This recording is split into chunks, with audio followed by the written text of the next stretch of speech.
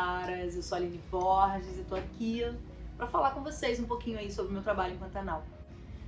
Olha, eu acho que ninguém esperava, né? Na verdade, a gente sempre espera que um trabalho vai ser sucesso, mas como tá acontecendo em Pantanal, que é uma coisa assim fora da curva, né? Aquelas coisas que acontecem de vez em quando, né? Que ficam para sempre na memória do povo brasileiro, né? Então, Pantanal é uma novela específica, assim, e por mais que eu torcesse para ser um sucesso, imaginava que ia ser muito bacana, superou todas as expectativas, não só minhas, como de todo o elenco, equipe, tá todo mundo assim, ó, de queixo caído. Eu já fiz muita coisa, eu tenho 27 anos de carreira, já fiz bastante coisa na Record, já fiz muitas coisas na TV Globo também, mas eu nunca tinha feito um trabalho de grande sucesso, assim como Pantanal, onde todos os holofotes ficam voltados para você, né? Eu costumo dizer assim, na última entrevista que eu dei, que eu entendi o que era Pantanal imediatamente. Assim, eu fui no mercado, perto da minha casa, que eu vou sempre, um dia antes da minha estreia em Pantanal, que eu entrei depois que a novela já tinha começado. Pantanal já era um sucesso e a família Gonçalves entrou no capítulo 72. Quando eu fui, a família Gonçalves entrou no ar, no dia seguinte, ou 2 dias depois, sei lá, eu fui ao mercado e as pessoas já estavam me chamando de Zuleika. Isso eu de coque e óculos escuros, assim, uma coisa... Zuleika? Você é a Zuleika de Pantanal? Eu falei, gente, a novela realmente é um sucesso. Então, no início, logo que começou-se a falar sobre essa família, sobre a segunda mulher de Tenório, o público que já estava totalmente apaixonado pela Maria, né, que é essa personagem antológica maravilhosa que a Bel Teixeira está entregando um trabalho espetacular, digno de prêmio mesmo. Eu sou muito admiradora do trabalho dela. E é uma atriz que o grande público não conhecia, né, uma atriz que vem do teatro. E o público já estava totalmente apaixonado por ela. Então, quando eu cheguei, um pouco antes de eu estrear, eu já começava a ver na internet as mensagens, assim... quem é essa família, que não sei o quê. E aí, depois que eu estreiei, as pessoas começaram a me reconhecer na rua. Elas falavam, você é a Zuleika? Mas a primeira pergunta era, a Zuleika de Pantanal? Eu falei, aham. A segunda era, não se mete com a Maria, hein? Cuidado, não faz nada com a Maria. Aí eu ficava, calma, tá tudo bem. Eu não vou fazer nada contra ela. A Zuleika é bacana, ela vai segurar a mão da Maria. E de fato isso aconteceu. E logo num dos primeiros textos, assim... A Zuleika logo demonstrou que ela ia estar do lado dessa mulher. Que ela é uma mulher empática, generosa, inteligente, sábia, feminista, com pensamento feminista. Então ela de cara, ela vetou o Tenório. Ela falou, não, você vai ter que dar o que ela tem de direito, entendeu? Então isso foi muito legal porque meio que me absolveu ali com as pessoas que estavam já direcionando raiva e ódio para a segunda esposa. Eu vou te falar que eu tenho falado bastante sobre esse julgamento do público em relação à Zuleika, eu fico tentando defender, mas eu acho que a gente precisa lutar contra o julgamento sempre, a gente precisa ter cuidado, entender as subjetividades de cada um, entender que cada um tem uma vida e uma história, né? Agora a história da Zuleika está sendo destrinchada e ontem, por exemplo, que foi uma cena muito específica ao ar, onde ela fala da violência que ela sofreu, eu recebi muitas mensagens de pessoas falando assim, cara, eu não gostava dessa personagem, eu tinha implicância com ela, mas agora ouvindo a história dela, nossa, eu me solidarizei, que não sei o que lá. Então isso é empatia. A gente precisa ter empatia pelas pessoas, pra gente construir um futuro melhor, uma sociedade mais digna, mais respeitosa. Mas o julgamento, ele é meio que inerente ao ser humano. De cara a gente está julgando e muitas vezes a gente julga sem ter consciência disso.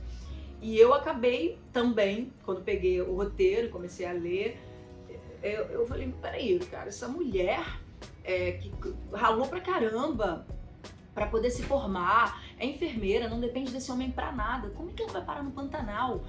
É possível isso? Fiquei ali num julgamento também, julgando a postura dela e tentando defender por outro lado também. Só que aí a gente tem que olhar pra isso e falar, não, o autor deve ter tido os motivos dele pra escrever a história dessa forma. Vamos confiar? Vamos entregar? Vamos, vou tentar defender o que eu puder, mas vou fazer jus ao que tá no roteiro.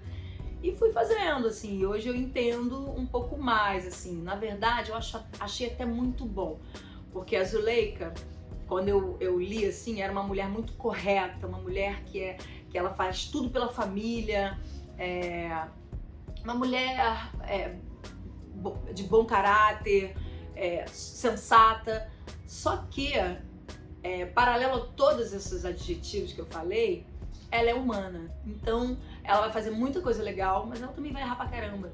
Então trazer esse erro da vida dela, essas escolhas que ela fez no passado e que ela tá pagando o preço agora, demonstram que ela é, assim como você, como eu, um ser humano que vai errar e vai acertar. Então essa dualidade sendo mostrada, né? Porque é muito chato quando a gente coloca uma personagem e fica só mostrando como se tudo fosse flores, né? Uma personagem legal, trabalha, sustenta os filhos, mas ela também erra. E ela errou lá atrás pra caramba. Assim como eu também, eu tenho 47 anos hoje, mas eu com 23 anos de idade já fiz escolhas estrondosas, assim, que a minha mãe se descabelou para que eu não optasse e eu falei, não, eu quero esse caminho. E quebrei a cara pra caramba, paguei preços altos.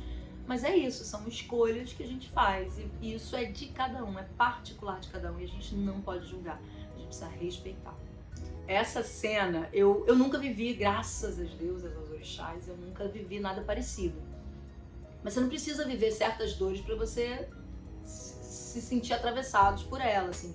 Pra mim foi muito difícil gravar essa cena.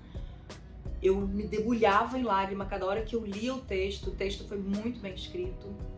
Então, por mais que eu não tenha vivido, enquanto eu fazia a cena e fazia o texto, eu era atravessado pela dor daquela mulher, que infelizmente, embora seja um texto que tenha sido escrito há 30 anos, ele ainda é muito atual, entendeu? Haja vista, só você ligar a televisão, ver o jornal, que você, inclusive nos hospitais, né? A gente viu o que aconteceu há bem pouco tempo atrás, né? Com esse médico que foi filmado violentando as mulheres no hospital. Então, nessa cena, eu consegui até colocar um adendo, que eu falava na cena que isso era uma coisa que aconteceu no passado, né? Que era um tempo em que esse tipo de comportamento era validado. Só que até hoje esse tipo de comportamento é validado por uma sociedade machista que a gente tem. E por isso a gente continua vendo casos e casos acontecerem o tempo todo. Então é importante a gente usar a arte, a dramaturgia para falar sobre isso. A quantidade de mensagens que eu recebi de mulheres que foram violentadas da mesma maneira, e mulheres que não foram, mas que passaram por situações muito parecidas de violência, de opressão, e que se viram naquele momento ali daquela cena, se viram representadas, umas que tiveram coragem de denunciar e muitas que nunca tiveram coragem de falar para ninguém. Então por isso que é tão importante a gente levantar esse assunto, para que as mulheres entendam que não cabe nenhum tipo de violência, que não cabe nenhum tipo de opressão, que a gente precisa ter a coragem sim, e que a gente não tá sozinho, tem a Lei Maria da Penha aí, entendeu? Tem a internet, a gente precisa ter coragem de botar a boca no trombone. Só assim a gente vai desconstruir esse pensamento machista de que a gente tá aí e pode ser feito qualquer coisa com a gente. Você anda com esse receio assim na rua? Porque eu tenho medo de dormir no Uber, por exemplo. Nossa, com certeza. Porque ser mulher é complicado, você pensa essas coisas. Lógico que penso, né? Como não pensar no país que a gente vive, né? Tão violento e tão violento com as mulheres. Então eu tomo os meus cuidados. Eu também já senti muito sono dentro de um Uber e fiquei ligando pro meu marido, fiquei conversando com ele para não adormecer, assim, porque ouvindo os casos que vinham acontecendo, né? A gente precisa ficar muito atento, porque não dar sorte pro azar. Lentamente, sim, é importante falar, né? Porque se não fosse lentamente, a gente teria já uma igualdade, e a gente ainda não tem. Eu fiquei muito feliz quando eu recebi o convite para fazer a novela. Primeiro porque era uma personagem que tinha sido vivida por uma grande atriz, a Rosa Maria Moutinho é um ícone da teledramaturgia, é um grande nome. E aí quando eu entendi que eu ia fazer uma personagem que foi vivida por ela, eu me senti realmente muito honrada, assim, né? Eu tenho a minha trajetória, mas ela é uma mulher que veio muito antes de mim, né? Então é importante a gente reverenciar quem veio antes, entender essa trajetória. Então pra mim já tinha sido um presente. E depois entender que tinha sido uma escolha que foi pautada pensando em trazer discussões antirracistas para a novela, aí pra mim foi mais profundo ainda, porque eu sou uma mulher preta que demorei muito a reconhecer as minhas origens. Demorei muito a entender a minha identidade racial, a me reconhecer como mulher preta, por conta do racismo. Eu venho de uma família que demorou, ou talvez ainda não se reconheça como pessoas pretas, porque eu venho de uma família de pessoas pretas da pele clara. Meu pai e minha mãe, eles são pessoas pretas da pele clara. Eu sou uma mulher preta da pele clara. Então, no país que a gente vive racista, ninguém quer ser preto, porque ninguém quer ser discriminado, ninguém quer não ter oportunidades. Então a gente foge da nossa negritude por conta disso. E que tá totalmente errado, porque a vida inteira, ao longo da minha trajetória, enquanto eu tava fugindo das minhas raízes, eu não sabia nem quem eu era. Eu não tinha força, eu não entendia sobre a minha potência, eu tava patinando, tentando achar o meu caminho. No momento em que eu me conectei com as minhas raízes, que eu fiz um espetáculo chamado Contos Negreiros do Brasil, e ali eu entendi que eu era uma mulher preta, a partir dali a minha vida mudou. Porque eu me conectei com as minhas raízes, então imediatamente eu me fiquei forte. Eu me conectei com a minha luz, com a minha força interior, entendendo que a vida, ao longo da vida, as minhas histórias tinham sido apagadas justamente para que eu tombasse, porque nenhuma árvore se mantém de pé se você corta as raízes dela. Então, quando o racismo vem e apaga suas histórias, apaga sua ancestralidade, faz você sentir vergonha do seu nariz, do seu cabelo, faz você se distanciar de quem você é para que você tombe. É isso que o racismo faz. Então, a partir do momento que eu me conectei com as minhas raízes, o mundo foi se abrindo para mim, de verdade, em relação ao trabalho, em relação à autoestima. Eu passei a gostar do meu cabelo. Esse cabelo hoje eu acho ele maravilhoso e eu já odiei meu cabelo. Eu já quis operar o meu nariz. Hoje eu acho meu nariz lindo. Então é sobre isso também. Então quando eu entendi que eu estava sendo chamada para essa personagem por conta de ser uma mulher preta, isso me atravessou de uma maneira assim muito profunda e de muita gratidão. Entendendo que eu não tô sozinha.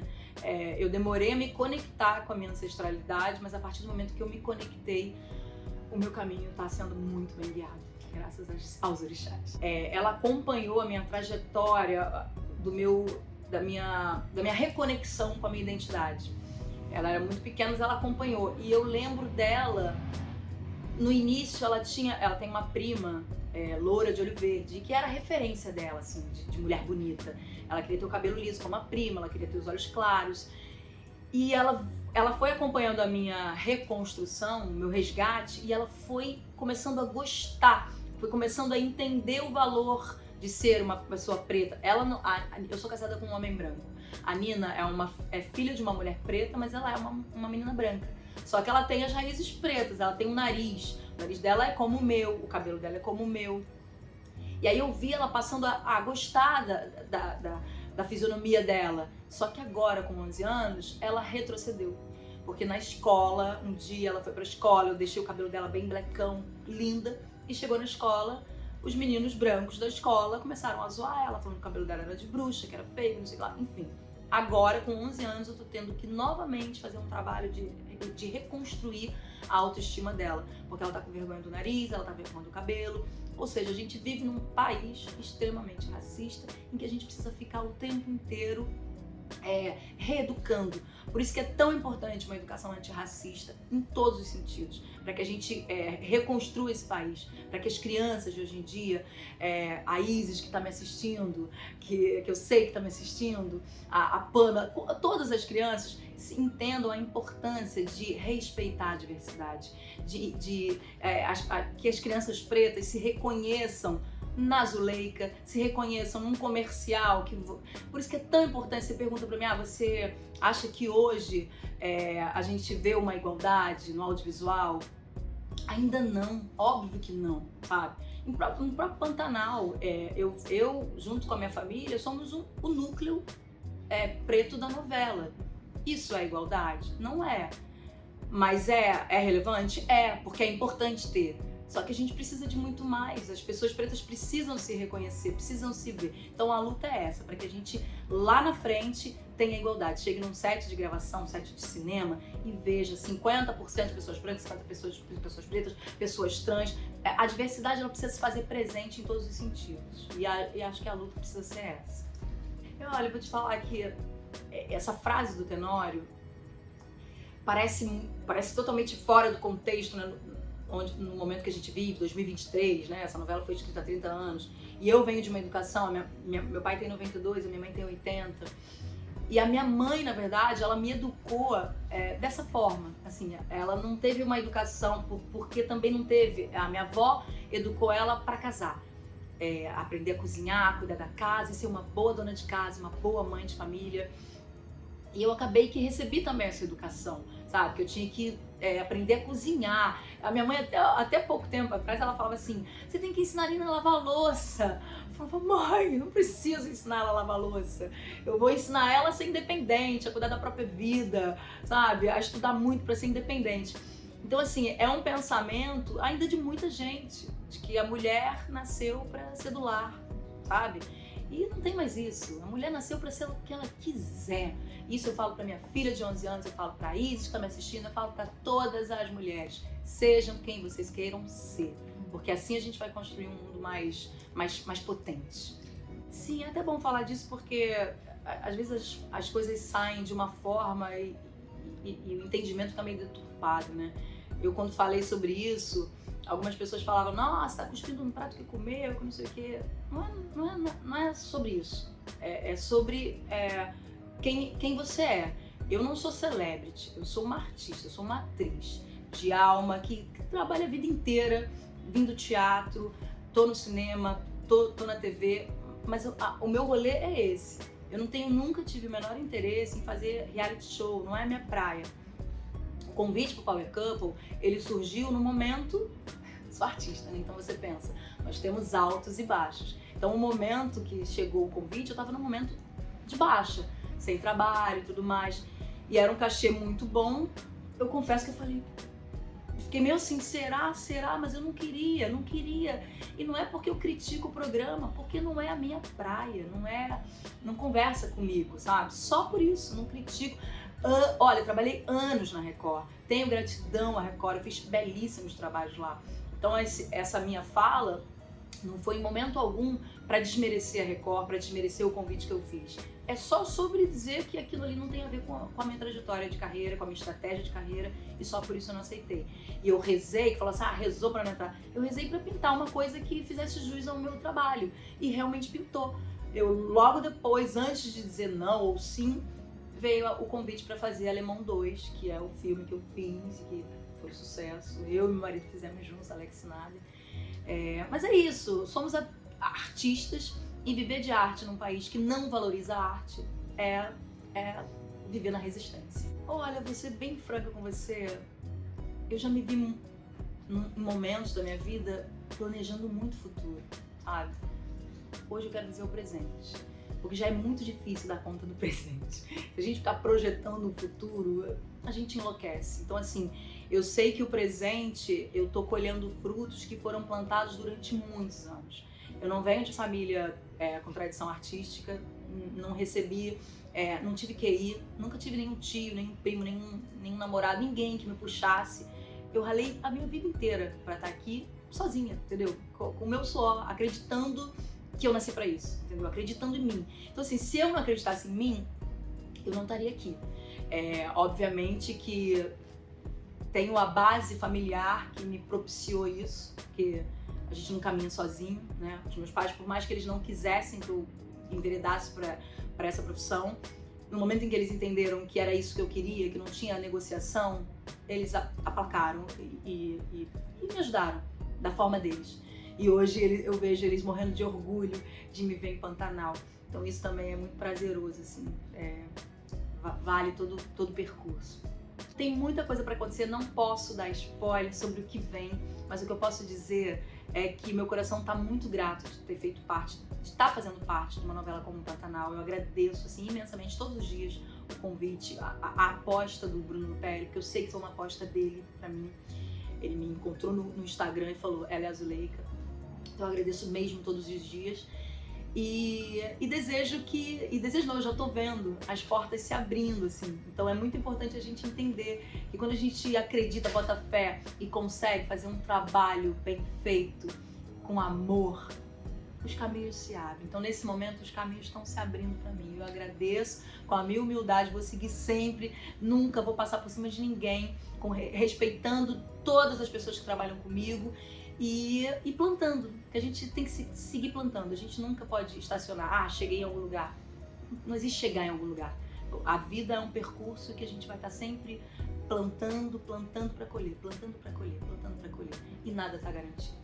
Eu agradeço a audiência, agradeço a torcida, agradeço as milhares de mensagens que eu tenho recebido em apoio à Zuleika.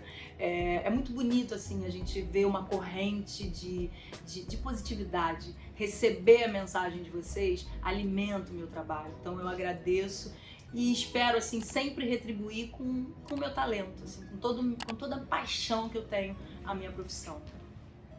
Axé.